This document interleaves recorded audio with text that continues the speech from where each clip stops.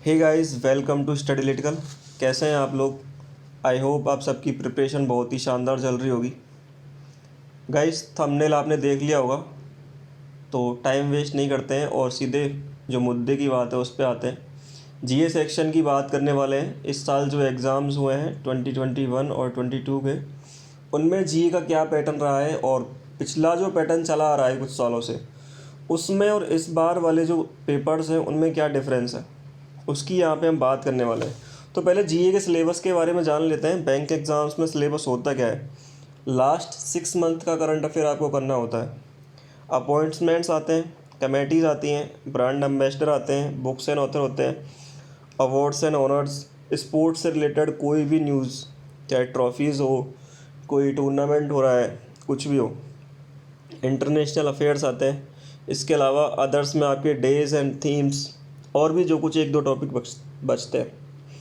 इसके अलावा static GK में बात करते हैं तो इंटरनेशनल ऑर्गेनाइजेशंस, उनके हेडक्वार्टर, उनके प्रेसिडेंट, वाइस प्रेसिडेंट तक पूछते हैं, उनकी एस्टैब्लिशमेंट डेट तक पूछते हैं, sports trophies, national parks, reverse, festival, dams, dances, country capital currencies. इसके अलावा अदर्स में जो भी प्लेसेस इस टाइम पे न्यूज़ में, उसके बारे में कुछ भी आपसे पूछ सकता है। ठीक है, तो ये था सिलेबस। अब बात करेंगे कि चेंज क्या हुआ है। ठीक है, चेंज के बारे में बात करेंगे। मैं रेफरेंस लूँगा 3 एग्ज़ाम्स का। सबसे पहले हुआ था आरआरबी पीओ, उसके बाद में आईबीपीएस पीओ, और फिर हुआ था आपका आईबीपीएस क्लर्क। एसबीआई पीओ का एग्ज़ाम मैंने नहीं दिया था, इसलिए उसकी मैं बात नहीं करूँगा।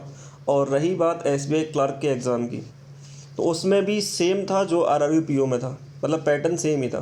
ठीक है, तो आरआरबी पीओ को प्रेफरेंस लेके मैं सबसे पहले बात करूँगा। तो आरआरबी पीओ में क्या हुआ था कि स्टैटिक का जो आपका सेक्शन होता ना, उसको बिल्कुल ही ख़त्म कर दिया था। ठीक है, टोटल करंट अफेयर आया था, हम लोग याद करके गए थे, country capital currencies, national parks, state dance and festivals, committees से एक क्वेश्चन आया था। ठीक है, ऑब्जर्वरी से कोई क्वेश्चन नहीं आया और अवार्ड से कोई क्वेश्चन नहीं आया उसमें। ठीक है, टोटल जो क्वेश्चन थे आपके वो करंट अफेयर से आए थे। स्टैटिक का पार्ट पूरी तरह से ख़त्म कर दिया है। ठीक है, ये था आरआरबी पीओ का। उसके बाद एग्ज़ाम आया आईबीपीएस पीओ का और आईबीपीएस क्लर्क का। आईबीपीएस पीओ में क्या हुआ था कि मोर देन 85% क्वेश्चन जो थे वो थे आपके दिसंबर मंथ से। आप कह सकते हो कि आईबीपीएस ने पूरा का पूरा दिसंबर महीना उठा के दे दिया था आईबीपीएस पीओ के एग्ज़ाम में। ठीक है, और वो भी बहुत ज़्यादा डीप में था। मैं खुद पढ़ के गया था एक सोर्स से, उसमें भी मुझे ऐसा ही था कि 5-6 क्वेश्चन ही कंफर्म आते थे उसमें, बहुत डीप में पेपर आया था। इसमें भी वही सीन था, स्टैटिक का रोल बहुत ज़्यादा कम कर दिया था और पेपर आपका बहुत ज़्यादा डीप में था। ठीक है, इसके बाद हुआ था आईबीपीएस क्लर्क। आईबीपीएस क्लर्क में भी सेम सीन हुआ था। पीओ में उन्होंने दिसंबर को उठाया और क्लर्क में उठाया उन्होंने नवंबर को। हाँ, कुछ क्वेश्चन जनवरी से थे, लेकिन मैक्सिमम क्वेश्चंस जो थे वो आपके नवंबर से आए थे। और पेपर का लेवल वही सेम। पेपर का लेवल कुछ ऐसा नहीं था कि क्लर्क का पेपर था तो पीयू से थोड़ा इजी होगा, ऐसा कुछ नहीं था। सेम था लेवल जीए का बिल्कुल। ठीक है, तो अब प्रिपेयर कैसे करना है? सबसे पहली चीज़ तो ये कि ये जो 6 महीने वाला सीन है ना, कि लास्ट 6 मंथ्स के करंट अफेयर्स करने हैं, तो पिछले 1-2 साल से क्या हो रहा है कि लास्ट 3 या 4 महीने के ही करंट अफेयर आपके पास आ रहे हैं एग्ज़ाम्स में। उसमें भी जो लेटेस्ट मंथ होता है उसमें से मैक्सिमम क्वेश्चंस आते हैं। इस साल के स्टार्टिंग में 2 एग्ज़ाम्स हुए, या मैं कहूँ 3 एग्ज़ाम्स हुए, एसबीआई पीओ, आईबीपीएस पीओ और आईबीपीएस क्लर्क। एसबीआई पीओ मैंने नहीं दिया, लेकिन आईबीपीएस पीओ और आईबीपीएस क्लर्क दोनों मैंने दिए, और दोनों में जो एग्ज़ाम पैटर्न था, जो जीए का पैटर्न था, वो टोटली चेंज था। लास्ट 6 मंथ जैसा कुछ नहीं था। पीओ में दिसंबर के अलावा कहीं से भी क्वेश्चन नहीं था, ना नवंबर से था, ना अक्टूबर से था, ना सितंबर से था। सेम चीज़ हुई थी क्लर्क में। तो मैं कह सकता हूँ कि आईबीपीएस जो है ना, वो अब किसी एक मंथ को फोकस कर रहा है, मैक्सिमम क्वेश्चन उससे दे रहा है, बाकी के 1-2 क्वेश्चन वो बाहर से दे रहा है। ठीक है, क्वेश्चंस बहुत ही डीप आ रहे हैं।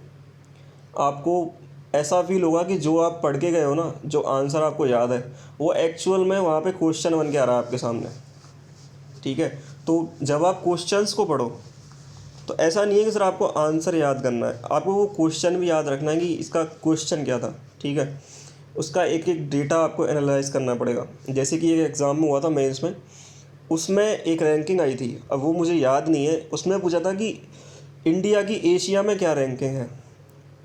ठीक है, तो एशिया में रैंकिंग होने का मतलब ये है कि आपको एशिया के जितने भी कंट्रीज़ हैं उनकी रैंकिंग पहले पता होनी चाहिए, तब आप इंडिया की रैंकिंग बता पाओगे। तो इस टाइप के क्वेश्चन आ रहे हैं। एक क्वेश्चन आया था मेंस में, वो बीबी का मकबरा कहाँ पे है। अब हमारे सिलेबस में तो था नहीं उस टाइम पे, तो मैक्सिमम लोगों को पता नहीं था, कुछ लोग करके आए थे उसको। लेकिन ये सारे क्वेश्चन ना अभी सिलेबस से बाहर जा रहे हैं, क्योंकि अगर आप ऐसी स्टैटिक पढ़ने लगोगे तो जीए का सिलेबस बहुत ज़्यादा बढ़ जाएगा। ठीक है, तो मैं तो आपसे बस इतना ही कहूँगा कि करंट अफेयर्स को प्रिपेयर करो। सबसे ज़्यादा जो आपको फोकस करना है वो करंट अफेयर्स पे करना है।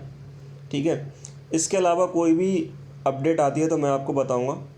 आप चैनल को सब्सक्राइब करें, पसंद आए तो वीडियो को लाइक ज़रूर करें और शेयर ज़रूर करें। जिसने भी एग्ज़ाम दिया हो वो अपने व्यूज़ मुझे शेयर करें कमेंट्स में, हम उस पर बात करेंगे। इस वीडियो में बस इतना ही। Thank you for watching my video.